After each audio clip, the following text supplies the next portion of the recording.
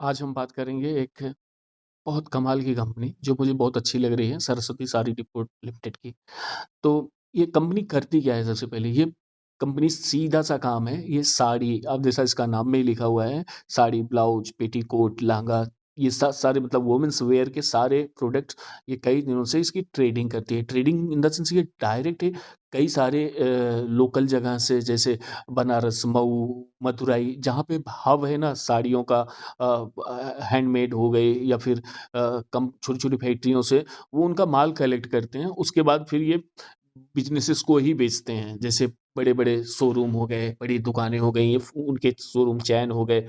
तो मतलब काफ़ी ऐसे लोगों को सीधा ये फिर सप्लाई करते हैं अपनी पैकेजिंग वगैरह करके। तो एक बी टू बी बिज़नेस है इनका। तो डायरेक्ट ज़ाहिर-सी बात है कि बहुत मोटा प्रॉफ़िट मार्जिन नहीं रहता है। लेकिन एक मार्जिन के बेसिस पे अगर मैं बात करूँ तो आगे चल के इनका मार्जिन सुधर सकता है, क्योंकि अभी इन्होंने स्टार्ट किया अपना एक 2 खुद के शोरूम इन्होंने खोले हैं। एक कोल्हापुर में है और दूसरा उल्लासनगर में। यहाँ पे 2 जगह पे इन्होंने अपना एक रिटेल आउटलेट खोला है 2, तो ये आगे भी उसको बढ़ा सकते हैं। और दूसरा जो एक चेंज कर रहे हैं कि अभी डायरेक्ट ये वुमेन्स वियर से डायरेक्ट मेन्स वियर में आ रहे हैं। तो अभी इन्होंने लास्ट कॉल में इन्होंने खुद से बताया है कि हम इसको अभी एकदम से स्टार्ट ही किए हैं, तो रिस्पॉन्स भी अच्छा आ रहा है। तो कंपनी ने बहुत ज़्यादा डिटेल में नहीं डिस्क्राइब किया है कि उनका कैसा रेवेन्यू हो रहा है, कि मार्जिन क्या है, वो हमें आगे जाते हुए दिखेंगे। तो कैसा होता है ना कि मार्केट अभी खराब चल रहा है, स्टॉक अभी गिर रहा है, कंटिन्यू गिर रहा है। तो लेकिन अभी एक रेट पे आने के बाद स्टॉक अपने भाव में आ जाता है। मैं ये नहीं बोलता हूँ कि यहाँ से गिरेगा नहीं। अगर सब कुछ सही रहा बिज़नेस और कोई फ्रॉड निकल के नहीं आया कंपनी में, फ्रॉड कैसा मालूम पड़ेगा कि हम लोगों को सिर्फ़ एनालिसिस्ट कोई भी एनालाइज़ करता है कंपनी को, तो जो जनरल अवेलेबल चीज़ें हैं बस उसके कैलकुलेशन से ही वो एक अपना माइंड का एक अपना एक व्यू बनाता है कि ठीक है ये कंपनी ये ऐसा है। अब उसके अंदर कुछ निकल के आया है तो उसको कुछ नहीं बोल सकते ना। अभी जैसे गेंसोल में आ गया था, तो लेकिन ऐसा नहीं है, गेंसोल इंजीनियरिंग आपको कई लोगों को याद होगा, मैं बात करूँ तो गेंसोल में भी ऐसा हुआ था, बहुत अच्छी ग्रोथ, आरओई सब कुछ अच्छा, लेकिन कंपनी अंदर से फ्रॉड कर रही थी, अकाउंट मैनिपुलेशन ये सब चीज़ें, उल्टे-सीधे काम करके फिर बाद में स्टॉक का क्या हुआ वो आपने देखा। तो ऐसा हो सकता है, छोटी कंपनियों में रिस्क हमेशा रहता है, इसीलिए एक छोटा अमाउंट लगा के देखा जाता है। फिर जब कंपनी आपके हिसाब से बढ़िया करती जाती है तो धीरे-धीरे इसमें एलोकेशन बढ़ाया जाता है। बेशक अभी मैंने 80 पे खरीदा है, बाद में थोड़ा अमाउंट मैं 90 पे ऐड करूँगा, फिर 100 पे ऐड करूँगा, तो वो इस हिसाब से देखा जाता है। तो अगर मैंने 80 पे खरीदा, छोटा अमाउंट डाला, फिर भी स्टॉक गिरा, तो मैं वेट करूँगा कि कहीं से ये 2 चीज़ें चाहिए, या तो इसके फंडामेंटल और बेटर होते जाएँगे, मैं पैसे डालता जाऊँगा। अगर फंडामेंटल इसके थोड़ा वीक हो रहे हैं, तो मैं थोड़ा अमाउंट डाल के ही वेट करके देखूँगा, या फिर वो समय देख के काट दूँगा अगर मुझे कुछ गड़बड़ लगता है। तो फिलहाल जो कंपनी का करंट सिनेरियो में जो भी है, मैं आपके साथ डिस्कस कर रहा हूँ। ओके, 316 करोड़ का मार्केट कैप है और इनका 80 का कुछ रेट चल रहा है। हाई मारा है 143 का। अब चूँकि मार्केट खराब जा रहा है और इनका जब से आईपीओ आया तब से ये स्टॉक गिरे जा रहा है, गिरे ही जा रहा है। अभी आते हैं, इनका बुक वैल्यू सिर्फ़ 47.8 का इनका बुक का वैल्यू है टोटल, और लगभग 167 1.67 मल्टीपल पे स्टॉक बुक पे ट्रेड कर रहा है। तो सब कुछ अच्छा है, कुछ महँगा नहीं है बिज़नेस स्टॉक के लिहाज से। इनका करंट आरओई 25 का है, आरओसी 28 का है, सुपर बोलेंगे इसको भी। कहीं से भी कुछ भी खराब नहीं है।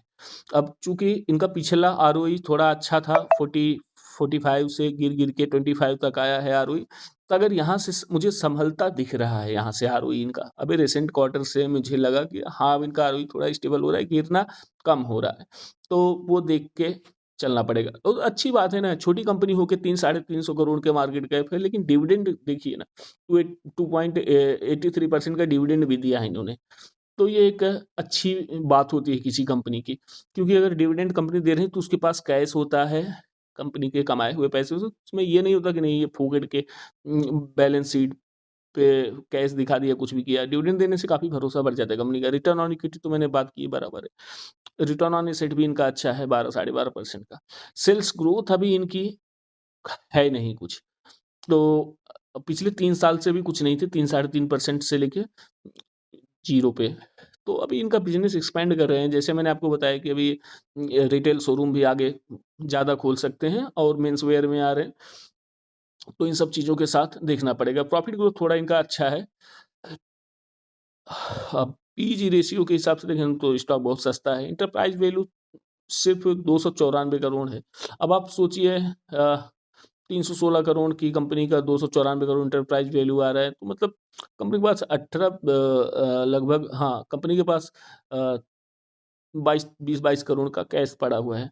तो ये एक अच्छी बात होती है, कैश रिच कंपनी है। इंट्रिंसिक वैल्यू 128 का है, रेट 180 है। तो अपने इंट्रिंसिक वैल्यू से भी लगभग ये स्टॉक 30-40% सस्ता मिल रहा है, तो इसको वैल्यू बाय कहते हैं। अब हम आगे बढ़ते हैं, इनके रेशियोज देखते हैं। इनका पी रेशियो 10 के लगभग आ गया है, इससे सस्ता क्या ही होगा।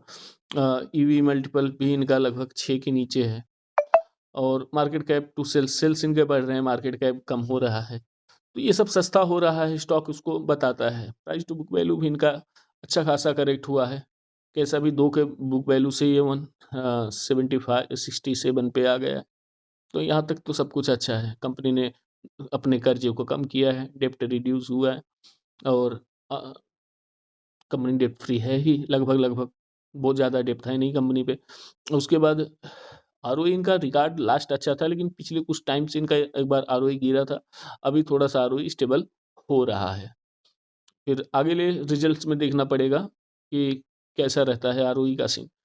अब ऑपरेटिंग प्रॉफिट मार्जिन इनका 6 से 7% का प्रॉफिट मार्जिन करते हैं। तो 6-7% का मार्जिन, अगर इनका वॉल्यूम भी तो हाई रहता है ना, क्योंकि ये छोटे कई सारे प्रोडक्ट हैं इनके, साड़ी है, लहंगा है, ये सब चीज़ें हैं।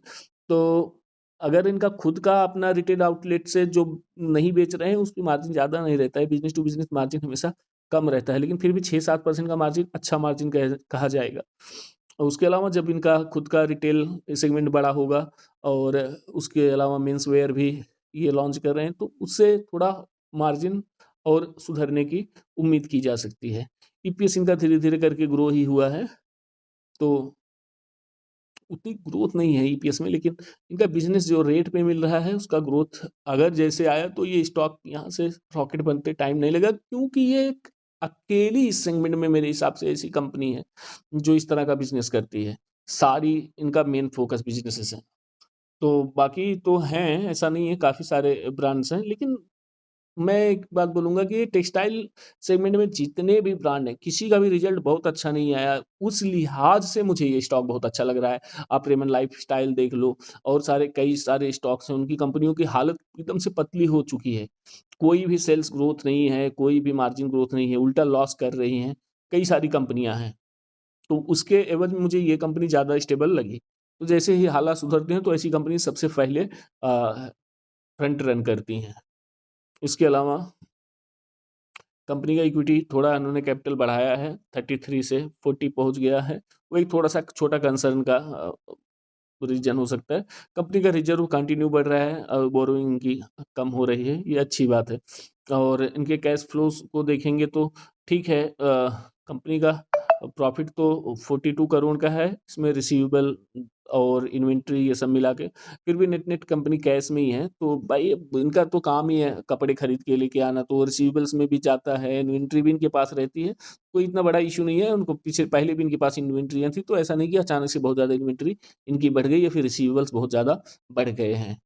तो ये सब ऐसे देखना पड़ेगा। नेट कैश फ्लो कंपनी है पॉजिटिव में, तो ये अच्छी बात है, कंपनी के पास कैश पड़ा है, तो अपने बिजनेस को कैसे भी चाहे मैनेज कर सकती है। डेब्टर डेज कंपनी के कुछ ज़्यादा नहीं है, 46 टू 46 यहाँ तक ठीक था, थोड़ा सा बड़ा है, वो एक छोटा सा कंसर्न है। आगे देखना पड़ेगा कि ये कहीं और ज़्यादा ना बढ़ता हुआ दिखे। तो उसके अलावा इनका आह, बाकी तो सब ठीक ही लग रहा है। आरुषि थोड़ा डाउन हुआ है, मैंने जो बात की है कि ये टाइम पे पूरा बिजनेस, पूरा सेक्टर ही एक डाउनफॉल में है। कपड़े ज़्यादा लोग नहीं खरीद रहे हैं, कम से कम खर्चा कर रहे हैं। उसकी वजह से ये सब चीज़ें कुछ दिन चलता है, उसके बाद सब कुछ बेटर हो जाता है धीरे धीरे। सबसे बड़ी बात है, देखिए प्रमोटर ने अपना इक्विटी को इंक्रीज किया है, गिरते हुए रेट के बावजूद भी। आईपीओ के बाद से 74.75 से 75% के लगभग आ गए। इससे ज़्यादा इक्विटी अपनी बढ़ा भी नहीं सकते, प्रमोटर को इससे ज़्यादा हक नहीं होता है कि 75% ज़्यादा इक्विटी होल्ड नहीं कर सकते हैं। जब तक कि कोई ऐसा रीज़न ना हो जो कि वैलिड हो इक्विटी बढ़ाने का, अदरवाइज़ वो नहीं बढ़ा सकते हैं, ऐसा रूल है सेबी का। और बाकी एफआईडीआईज़ तो कोई है नहीं, छोटी कंपनी है, अभी कोई है नहीं। लेकिन सबसे बड़ी चीज़ है पब्लिक। पब्लिक की होल्डिंग आप देखेंगे, जब से आईपीओ आया 55,000, 52, 49, 48, 46 कंटिन्यू पब्लिक की गिनती कम हो रही है। मतलब ऐसा नहीं कि पब्लिक कम हो गई, गिनती कम हो गई, तो मतलब बड़े हैंड्स धीरे-धीरे स्टॉक को अक्यूमुलेट कर रहे हैं और पब्लिक छोटे-छोटे शेयर होल्डर बेच के जा रहे हैं। ये एक अच्छा साइन होता है, बहुत अच्छा साइन होता है किसी स्टॉक में। तो ये सब चीज़ें हैं। बाकी इन डेप्थ अगर आपको कोई और जानकारी चाहिए या फिर कुछ और समझना है तो आप मुझे कमेंट में लिख सकते हैं। मैं आपकी बात का जवाब दूँगा। मिलते हैं फिर नेक्स्ट वीडियो में। Thank you.